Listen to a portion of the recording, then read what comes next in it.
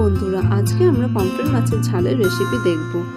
প্রথমে আমরা উপকরণগুলো দেখে নেব। আমাদের পমফ্রেট মাছের ঝালের রেসিপির জন্য লাগবে সাদা সর্ষে, কালো জিরে, পোস্ত, নুন, হলুদ, টমেটো কুচি, কাঁচা লঙ্কা কুচি, ধনেপাতা কুচি।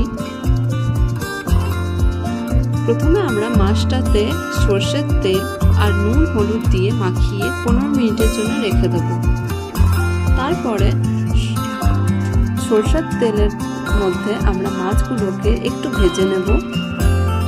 তারপরে কালো জিরের ফোড়ন দিয়ে আমরা সর্ষে আর পোস্ত বাটাটা দিয়ে পরে একটু ফুটিয়ে হলুদ আর নুন দিয়ে একটু ফোটাবো। তারপরে টমেটো কুচি আর কাঁচা লঙ্কা কুচি দিয়ে আমরা মাছগুলোকে দিয়ে দেব।